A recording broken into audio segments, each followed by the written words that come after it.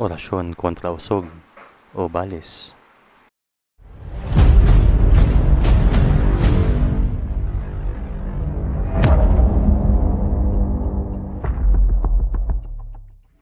Magandang araw sa lahat. Ako si Maestro Verbo ng Karunungang Lihim. Ang ating paksa ngayong araw ay tungkol sa usog o balis. Halos lahat ng Pilipino ay naniniwala sa usog o balis dahil ito ay totoo.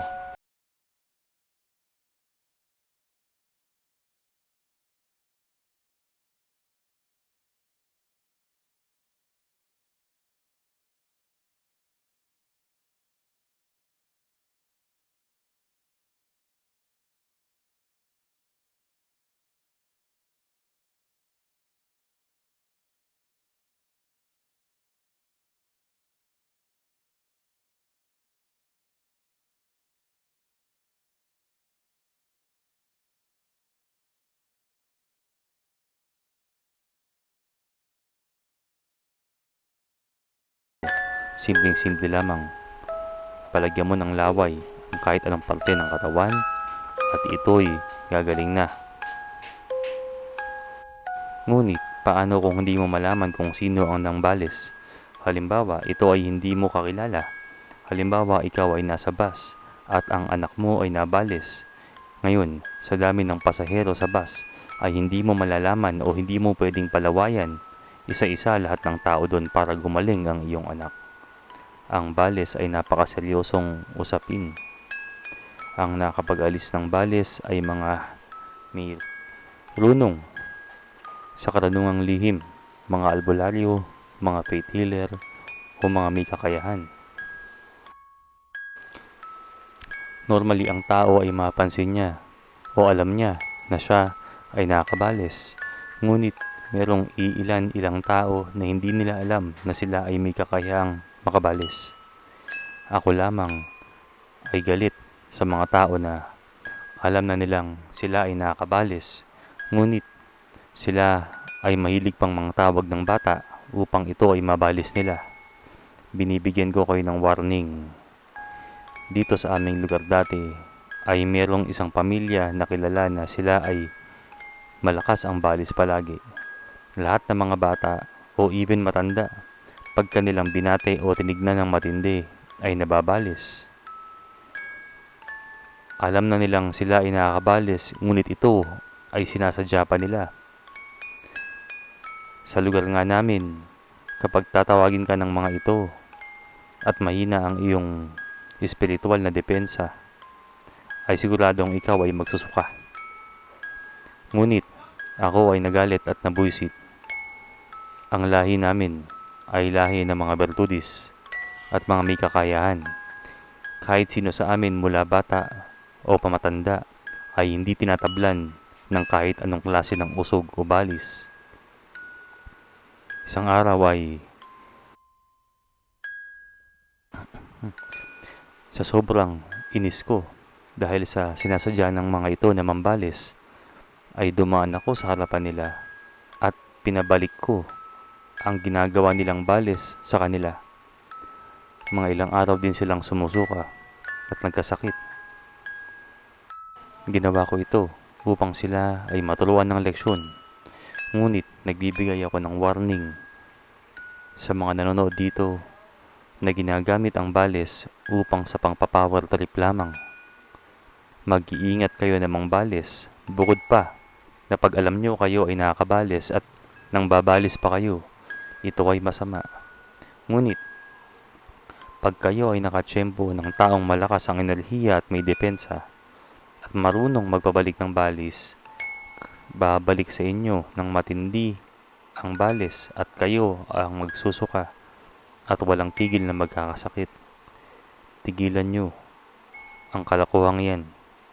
Kung hindi nyo naman alam na kayo ay nakakabalis, tayo ay walang magagawa dyan. Ang masama lang ay alam nyo na kayo ay nakakabalis, ay sinasadya nyo pa. Mabanggit ko lamang, noong isang araw, ako'y naimbita upang maggamot sa may parte ng Ortigas. Yang area na yan ay malapit sa may Robinson's Galleria, patawid ng eskwelahan na ang tinatawag ay Poveda.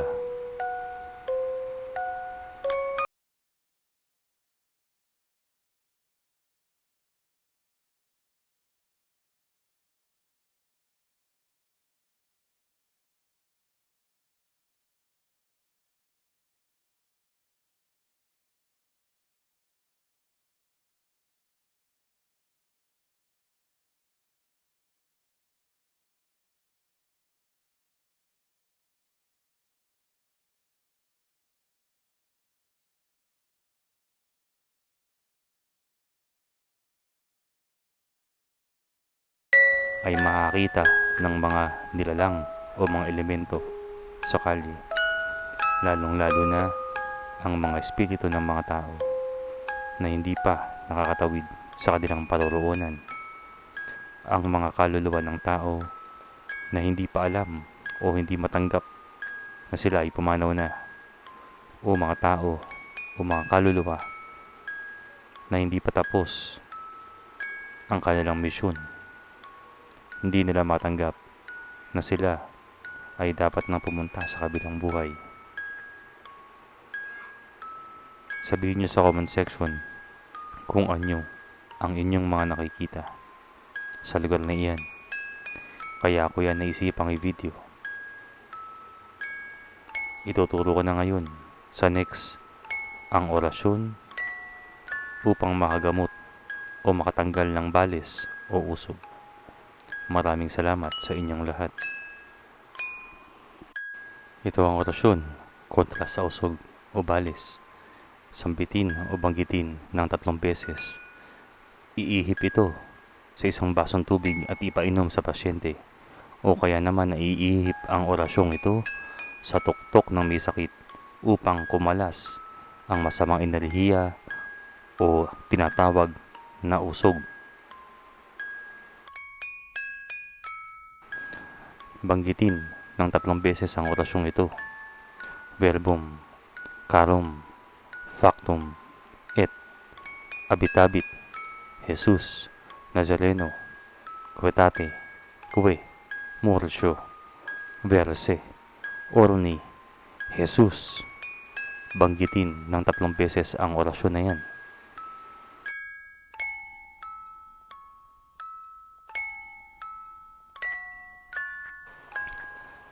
Pamilin ang kaalaman at mga orasyon na aming ibinabahagi ay nagmula pa sa aking lolo at mga ninunong Pilipino. Mahalin at pakaingatan ang mga kaalaman at orasyon na galing dito at huwag po gagamitin sa masama. Ang kapangyarihang nakapaloob dito ay lubhang mahiwaga at mabibisa. Gamitin sa kabutihan at pagganap ng kalooban ng Diyos. Ang mga nilalamang mga impormasyon dito o orasyon ay hindi biro at may mga batas na sinusunod. Ito ang mga sumusunod. Gamitin ang mga orasyon sa tamang pagkakataon at sa tamang paggagamitan. Huwag gamitin ang mga orasyon dito sa walang kabuluhang bagay o para ipagyabang lamang. May mga habilin ang bawat orasyon. Tuparin ang mga bilin na ito upang maggamit ng bisa ang mga orasyong nabanggit. Gamitin hanggang maaari sa paggawa ng mabuti ang nakasaad dito upang umani kayo ng magandang swerte sa buhay, maayos na pamumuhay at buhay na may ligaya at kapayapaan. Kung ano ang itinanim ay siya ring aanhin. Maging malilimusin at magkaroon ng awa sa kapwa-tao. Huwag na huwag gagamitin ang mga orasyon o karunungang lihim dito sa kalokohan dahil ang balik nito ay hindi lamang sa inyo